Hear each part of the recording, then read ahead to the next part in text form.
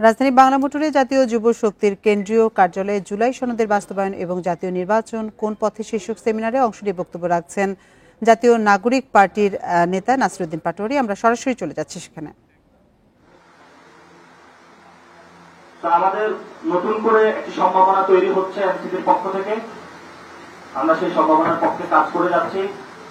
আপনারা দেখছেন, আপনারা বিচার করবেন, পুরো বাংলাদেশ বিচার করবে। আমাদের নামে অনেক অভিযোগ দেওয়া হয়েছে, লক্ষ লক্ষ টাকা কামিয়েছে, গাড়ি বাড়ির মালিক হয়েছে। কই, আমি তো হলাম না কোনো গাড়ির মালিক, বাড়ির মালিক, লক্ষ কোটি টাকার মালিক। এখানে তো একজন মানুষ যারা রয়েছেন, একজনও তো কোনো লক্ষ কোটি টাকার মালিক হয় নাই। বান্ডেল থাকলে প্রতি সেনমানিতে টাকা বাঁচবে। বিকাশ সেনমানি বান্ডেল কিনে জিতুন প্রতি লেনদেনে। এইসব প্রোপাগান্ডা সেল বাংলাদেশে বন্ধ করতে হবে। এগুলো ইতালির হিটলার করেছিল। ওইসব তথ্যের মধ্যে পুরো বিশ্ববাসীকে, জনগণকে বিভ্রান্ত করেছিল। জার্মানির মধ্যে এগুলো হয়েছিল, মুসলিনও করেছিল ইতালির মধ্যে। আমি তারপরে কিছু কোশ্চেন নিব। ইতিমধ্যে আমরা শুনেছি যে নির্বাচন কমিশন তার নতুন গ্যাজেট, তার তালিকা প্রকাশ করেছে। নির্বাচন কমিশনের নিকট আমাদের আকুল আবেদন বা প্রশ্ন, আমরা যে আপনাদের কাছে বলে এসেছি, আপনারা যে নতুন নতুন তালিকা বানান, সেটা কোন নিয়মের ভিত্তিতে বানান?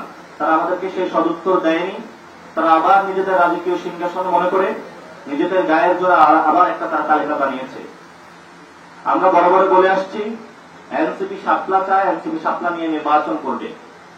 শাপলার প্রশ্নে আমরা আপোষহীন। শাপলা নিয়ে আমরা এক বিন্দু ছাড় দিতে চাই না।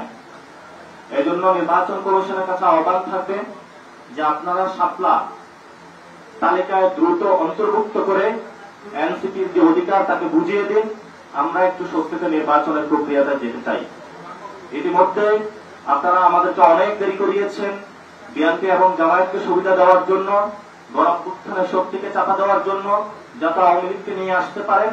আমরা আপনাদেরকে বলবো, এইসব খেলা বন্ধ করেন। যদি এইসব খেলা বন্ধ না করতে পারেন, তাহলে হয়তো আমরা ইলেকশন কমিশনে গিয়ে, ইলেকশন কমিশনের সামনে গিয়ে গণতান্ত্রিক পদ্ধতিতে আমাদের প্রচেষ্টার মাধ্যমে আপনাদের পদত্যাগ করাতেও আমরা বাধ্য হব। প্রিয় সাংবাদিক বৃন্দ, এখন আমি প্রশ্নোত্তর সেশনে যাবো। যদি আপনাদের কোনো প্রশ্ন থেকে আপনারা করতে পারেন, তারপরে আমরা আমাদের আলোচনাটা শেষ করব। রাজধানী বাংলা মোটর থেকে এনসিপির মুখ্য সমন্বয়ক নাসিরউদ্দিন পাটোয়ারীর বক্তব্য শুনছিলাম এতক্ষণ সরাসরি।